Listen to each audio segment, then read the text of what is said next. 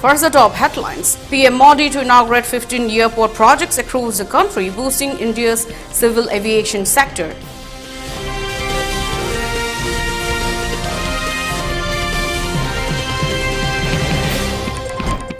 Arvind Kejriwal appeals to women voters to not serve dinner if husband chants Modi.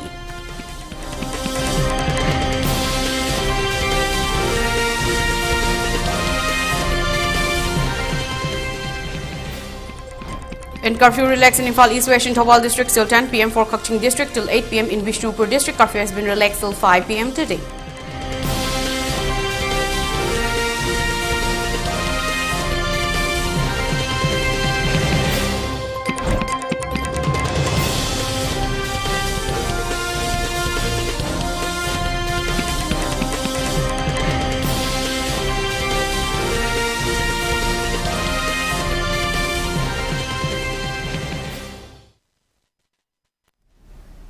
Good afternoon, you are watching 12:30 p.m. ELITETV English News. I am your host Mutum Langlenton, giving you the news in detail.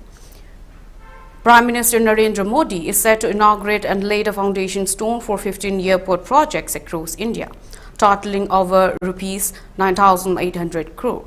The project includes 12 new terminal buildings at Delhi, Lucknow, Pune, Kolhapur, Gwalior, Jabalpur, Aligarh, Ajamgarh, Chitrakoot, Moradabad, Sharvashti and Adampur Airport.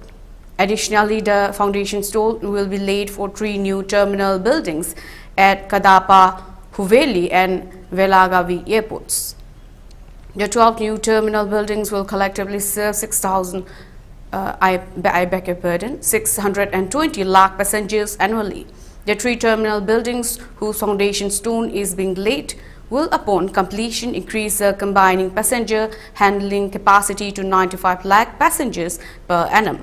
This terminal building will feature state-of-the-art passenger amenities and various sustainability features such as double insulated roofing system, canopies for energy saving and LED lighting.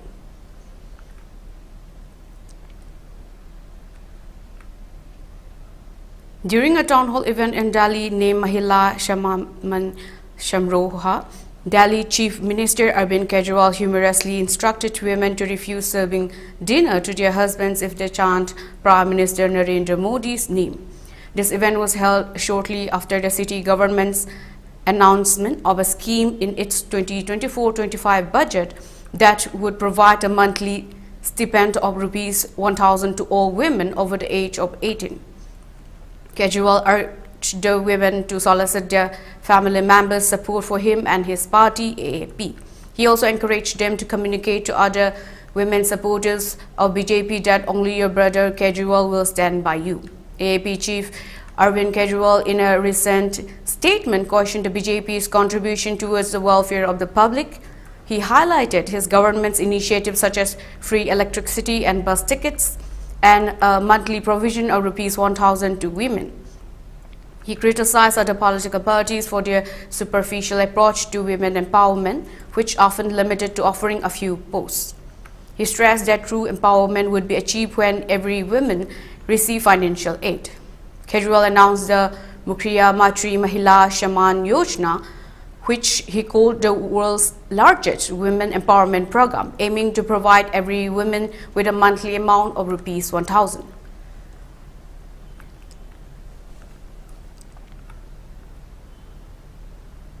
Today, cinema enthusiasts in Assam and across the country come together to celebrate a significant milestone, the 89th anniversary of the Assamese film industry. This special date holds a cherished place in the hearts of cinema lovers, especially in Assam, as it marks the release of the first Assamese movie, Joymati Vak, in 1935. Directed and produced by the renowned Rup Konwar Jyoti Prasad Agarwala, Joymati holds a unique position in Indian cinema history. It was not only the first Assamese film but also the fourth Indian talkie, a pioneering feat in the cinematic landscape 89 years ago. The storyline of Joymati unfolds around the 17th century Ahom princess Soti Joymati and is based on the play Soti Joymati by Shahid Yarathi Laxminath Vezar Borua.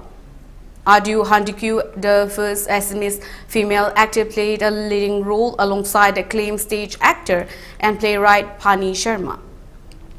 Produced between 1933 and 1935, Joymoti was released by Chitralekha Movietone in 1935, marking the birth of Assamese cinema.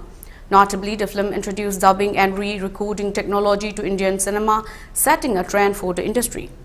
Jyoti Prasad Agarwala, a multifaceted talent, not only directed the film but also lent his voice to the character of Laluk Shola Borpukan. This marked a significant step forward in Indian cinema, showcasing the versatility of the filmmaker. Beyond its technical innovation, Joymoti also made history as the first Indian film to delve into realism and political themes, offering audience a unique cinematic experience. As celebration unfolds today, cinema enthusiasts reflects on the enduring impact of Joymoti and the visionary contributions of Jyoti Prasad Agarwala, underscoring the rich tapestry of Assamese cinema that has thrived for nearly 9 decades. This anniversary serves as a reminder of the industry's journey from its humble beginnings to a dynamic force in the Indian cinematic landscape.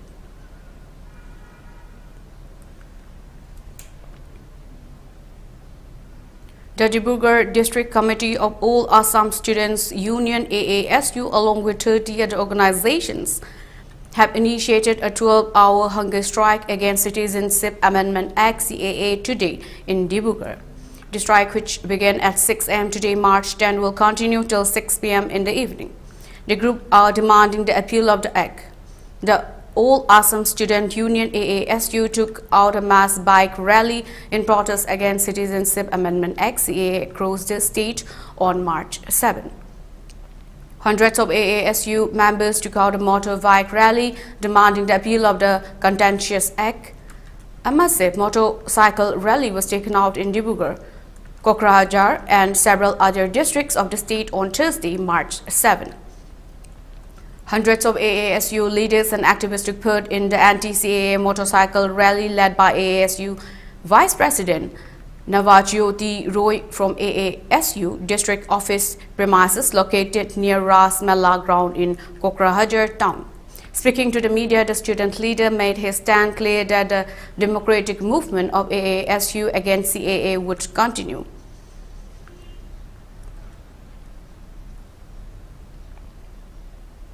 In a unique move, workers of the 39th Mebo Mahila and ST Morcha in Arunachal Pradesh conducted a secret ballot to choose a BJP candidate for the upcoming elections. The decision was made amidst the uncertainty over candidate selection from the state BJP High Command at Mebo BJP Mandal office today to come upon a single candidate. The 39 BJP Mahila and ST Morcha leaders and their workers from 39th Mebo ST Assembly constituency here in East Siang district of Arunachal Pradesh carried out the secret voting and finalized on a candidate to be submitted onward to the state high command to issue the BJP ticket to the candidate of their choice due to confusion of a selection of candidate. While declaring the results of the voting, O Tayeng Apum, BJP Mahila President, and Yong Tayeng, President, BJP ST Morcha from 39 Mebo said there are 4 ticket aspirants from BJP, namely Shri Olen Rom, Dr. Dangi Parme, Shri Oken Tayeng, and Dr. Mandip Parme. Due to their constant aspiration for the ticket, the state BJP High Command is said to be under confusion, so we decided to select our candidate from ground level, said Mahila Morcha President. Now we have come to the selection of our candidate, as the majority of the secret ballot vote was cast in favor of Shri Oken Tayeng, 16 votes out of 30. 7 in favor of Shri Olen Rom, 5 in favor of Dr. Fangi Parme, and 2 in favor of Dr. Mandip Parme. We hope that the state and central BJP High Command will respect the selection of the party candidate from ground workers of BJP, added ST Morcha President. It is important to mention here that there are 6 BJP ticket aspirants from within BJP in 39th Mebo, out of which 2 aspirants, Gongkom Tangyeng and Ralom Borang, former MLA, have gone out of the race recently. But after the recent joining of Lombo Tayeng to BJP, the total BJP ticket aspirants in 39 Mebo are 5. And as per the rumor mill going around amidst the BJP workup of the 39 Manipur, the party ticket is likely to be issued to sitting MLA Lombo Tangye, which is raising huge concern among the old and traditional BJP workers. With the choice and selection of party candidates from BJP workers based on their mandal level and the appeal to the party high command to clear on Oken Tayang, now it will be easier to the party high command to decide on one candidate. However, it has been seen whom the BJP high command issued the ticket.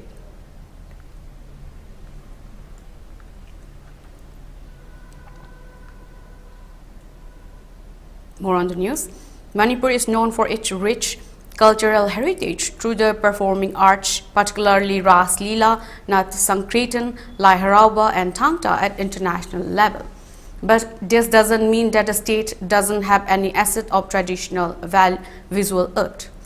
In the field of visual art too, Manipur also has unique style of painting and it is known as Shubika. This particular painting style is almost on the stage of extinction and present generation are completely ignorant about. To save it from possession, an artist come academician Yumnam Shafa Wangam Apathoy is putting all out effort to promote and preserve the state artwork of painting. While interacting with Yumnam Safa Wangom Apathoy, who is currently working as assistant professor at Department of Fine Arts in Manipur University, said that Shubika painting is an illustration found in Manipuri manuscript Puya, and it is considered as earliest surviving visual arts form of Manipur. The painting style is being found from many ages. But just handful of people have the knowledge of this painting because Puya are not in public domain. Despite having brief idea on Shubika painting from early stage of his career on visual arts, Sabha never thought of incorporating this style of painting into his work. Later, after knowing the values and significance of Shubika painting, Shafa has gradually started working on, said, the painting style while pursuing master degree. Cultural activist Mutua Bahadur introduced me to Shubika painting for the first time in 2006 during my college days. Later, after some years, my ideas on Shubika painting were enlarged with the support of my friend who happened to be a historian, R.K. Somorjit. As I did my research on art and craft of my community from University of Hyderabad, this has also inspired me more to put my hands on in modern style of Shubika painting. Shapa recounted that how he began Shubika painting.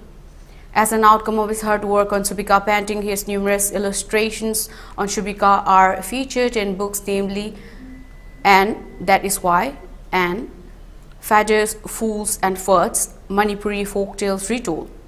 Safa stating about the two books wherein most of his paintings on modern Shubika are being used, he said that And That Is Why is a children books retailing the Manipuri mythology with illustration. The said book is written by Somi Roy, while Fathers, Fools and Farts, Manipuri Folktales Retold is a folktale book authored by Somi Roy and co-authored by Thangjam Hindustani Devi. Both the books were published by Penguin Publication. The book, Fathers, Fools and Farts, Manipuri Folktales Retold, was recently released on February 6 at National Gallery of Modern Art, New Delhi by Union Minister Meenakshi Lekhi.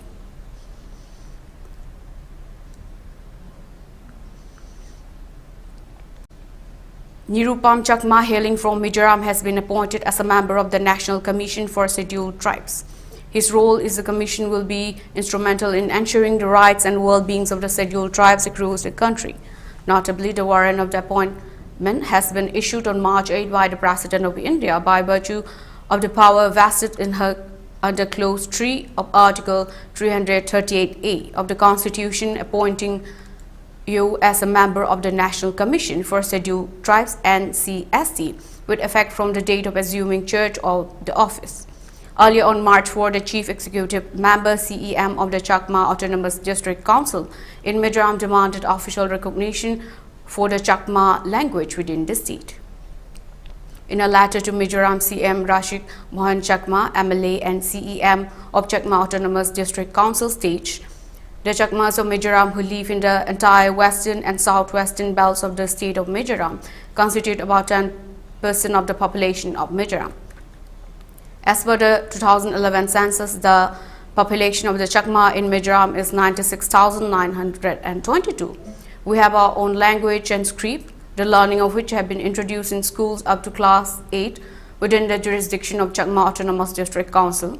However, it is yet to be introduced in Chakma and inhabited areas outside Chakma Autonomous District Council.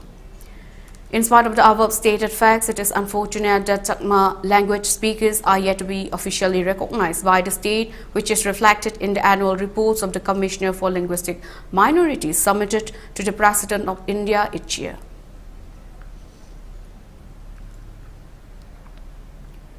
Tripura Chief Minister Dr. Manik Shah on Saturday said that the India-Bangladesh Maitri Setu located in the Shillong subdivision of the South District of the state is soon to be operationalized.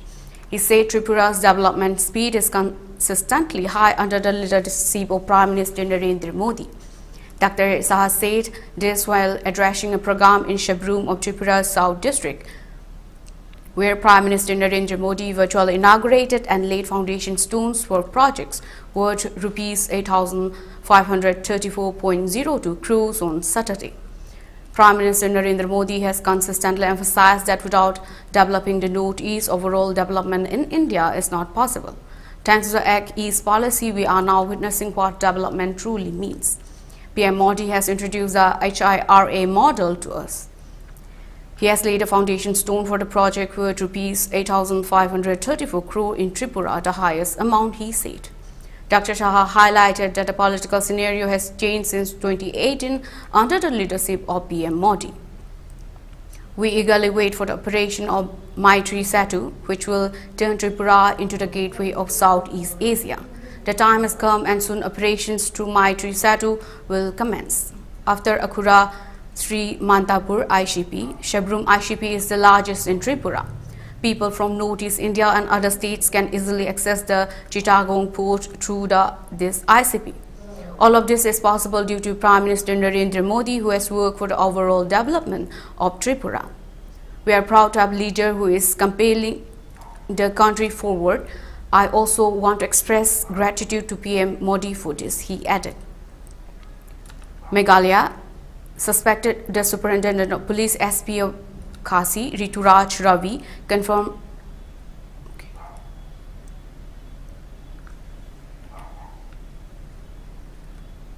more on the news.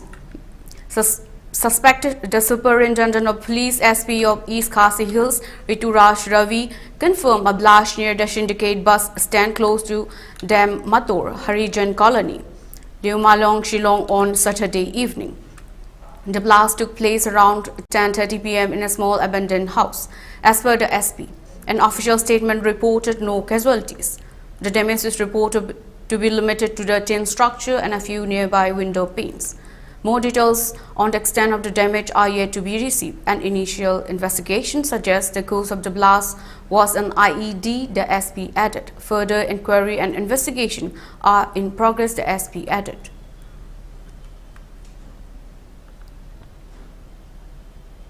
To boost political strategies and organizational preparedness, the president of the Bharatiya Janata Party (BJP) in Sikkim, D.R. Thapa, met with the Home Minister Amit Shah in New Delhi. The meeting held at the Home Minister's office focused on addressing various political issues and charting out strategies for the upcoming general elections in the state.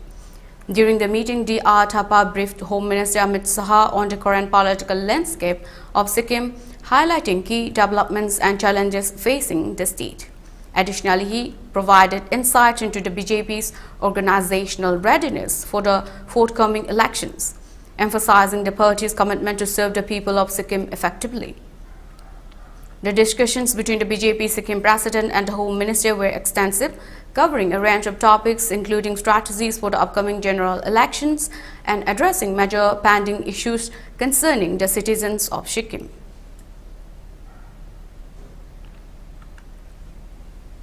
Now let's take a short break. Stay there, we'll be right back. Gear up for the future with Quantum University. Write your success story with our new age programs that shall be amongst the top 3 most rewarding careers in India and across the globe in the next decade. one of the reasons why Quantum is a leading private university in India is these world-class partnerships which makes it stand out among the rest.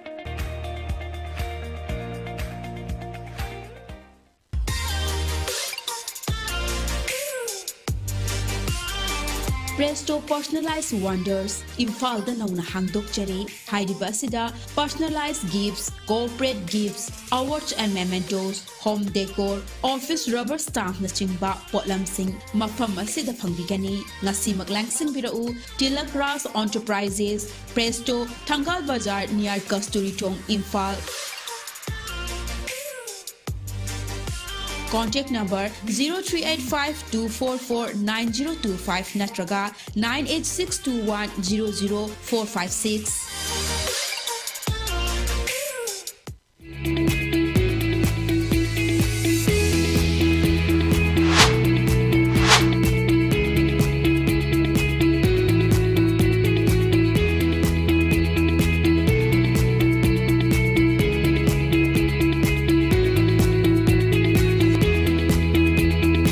The pinnacles of success for your children. Get enrolled to one of the finest schools in Northeast India, UNESCO School. Excellence in education. Welcome back from the break. You're watching ELITETV English News. The swearing-in ceremony of the newly elected office bearers of the Kangla Indigenous Martial Arts and Cultural Society, KIMEX, was held today at its head office, Palace Compound, Imphal. The advisor of KIMEX, Irom Ibomcha, sworn in the office bearers in the name of Ibudau Pakangba as Oath Commissioner.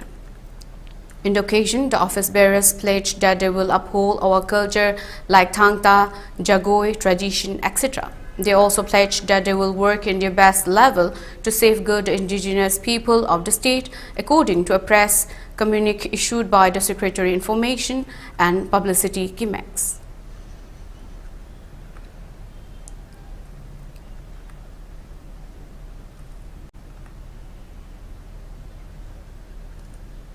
Chief Minister N. Biren Singh has confirmed that Manipur government is proceeding with the deportation of Myanmar nationals who have illegally entered the state. This process is being carried out in a phased manner. Speaking to the media, Biren Singh said the number of illegal Myanmar nationals is huge, so we cannot deport them all together at one time. So part by part we are deporting, as some legal proceedings are also taking place. Commenting on the implementation of NRC in the state, CM Singh asserted that the decision of NRC has to be taken up as the state's part is up to recommendation. Our assembly has passed a resolution on NRC and now the rest is in the hands of the centre and I will follow it, he added. Earlier on March 8, 7 Myanmar nationals were deported from Imphal International Airport. This deportation marks the initiation of a larger operation set to deport a total of 77 individuals from Myanmar between March 8 and March 11. According to information released by the Home Department of the state government, these foreign nationals will be transported in batches via helicopters from Imphal to the border town of Moreh.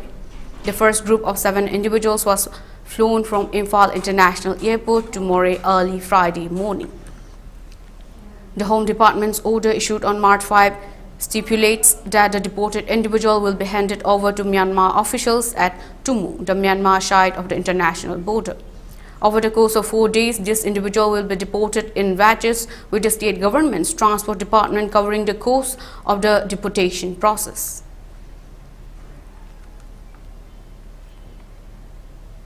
In Nagaland, the centre has announced the extension of the ceasefire agreement with the government of People's Republic of Nagaland, National Socialist Council of Nagaland, GPRN, NSN, for another year, effective from April 28, 2024 until April 27, 2025. The extension aims to maintain a conducive environment for dialogue and reconciliation in the region. The decision to prolong the ceasefire was reached through mutual consensus between the centre and the GPRN and NSN, highlighting their commitment to finding a sustainable resolution to the long-standing conflict. According to official notification, the ceasefire will be subjected to adherence to the ceasefire ground rules, CFGR, mutually agreed upon and signed by both parties. Additionally, it will undergo mutual review and potential amendment with the active involvement of both the Center and the GPRN and ASEAN. The agreement was formalized with the signatures of key representatives from both sides. GPRN and ASEAN Supervisor CFSB Jack Jimomi, Secretary Chubo Toshi Tungo, and Additional Secretary of the Ministry of Home Affairs MHA Piyush Goyal participated in the signing ceremony.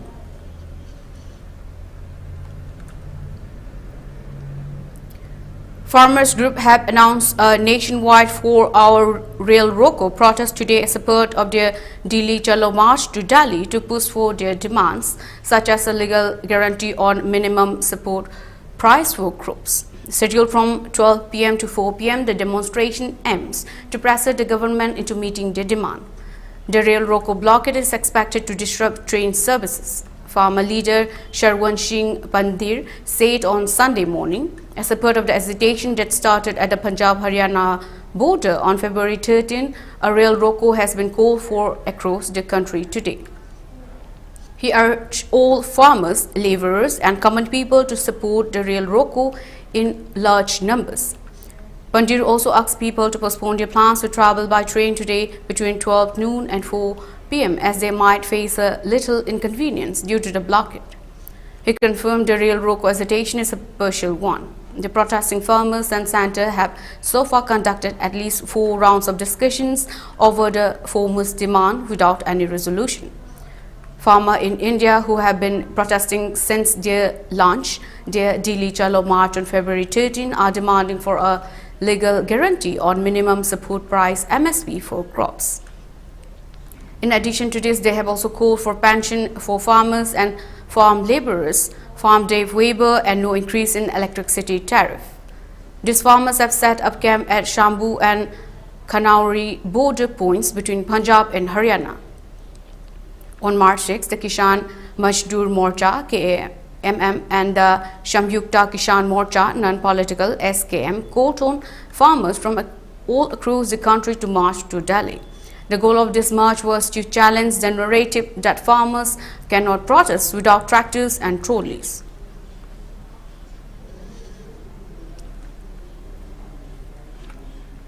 As the Lok Sabha election approaches, around 70 companies of Central Armed Paramilitary Forces CAPF comprising over 8,000 personnel have arrived in Tripura. A senior Tripura police officer who didn't wish to be quoted informed India Today NE that the dates for the Lok Sabha election may be announced anytime.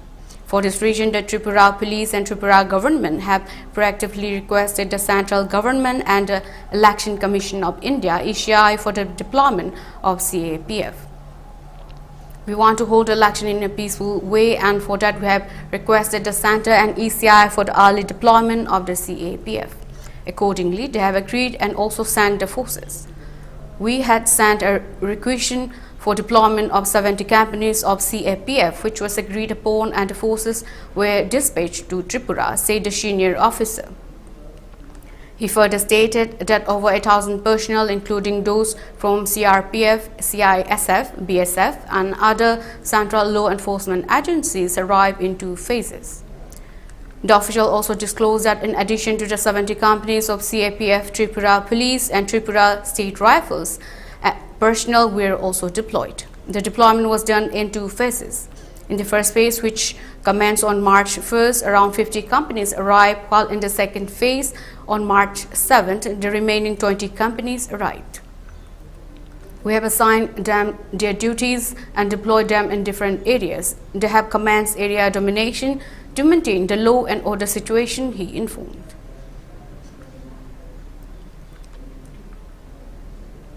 Deportation University is set to host its 22 convocation today, a momentous occasion where degrees will be conferred upon candidates who have demonstrated exceptional academic progress in various fields.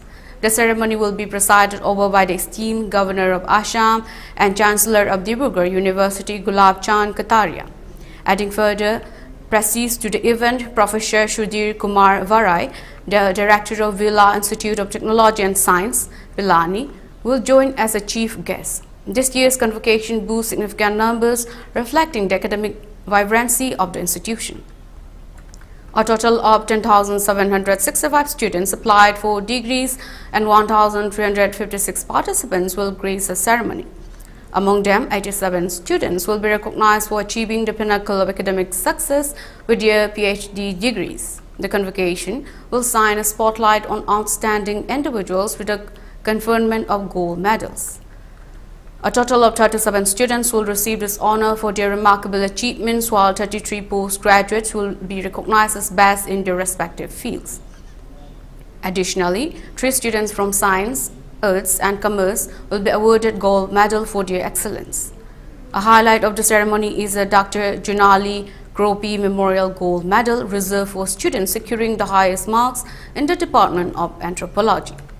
Beyond celebrating the achievements of students, the convocation will also bestow honorary degrees upon distinguished personalities. Imran Shah, a renowned literator, will be honored with a Doctor of Literature degree, while Krishradar Varwa will receive a Doctor of Science degree in recognition of his significant contribution to the field. The convocation serves not only as a recognition of past achievements but also an inspiration for future academic endeavors within the university.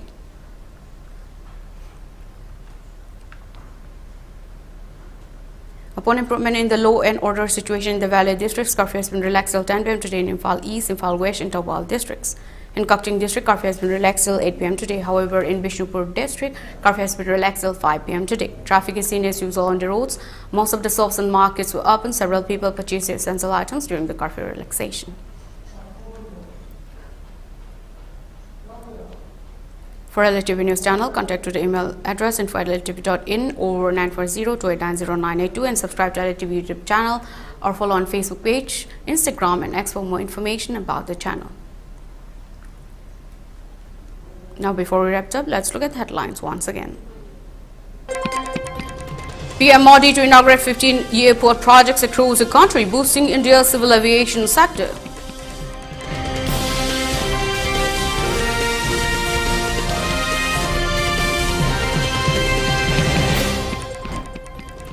Arvind Kejriwal appeals to women voters to not serve dinner if a husband chants Modi.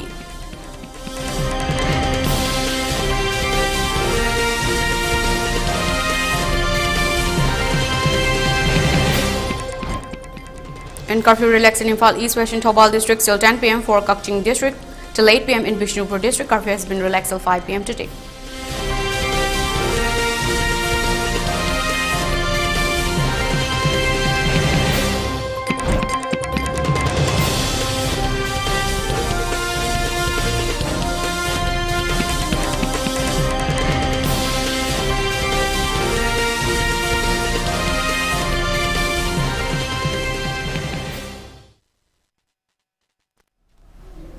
Thank you for watching ELITETV English News. For more news updates, please watch 3 p.m. ELITETV English News.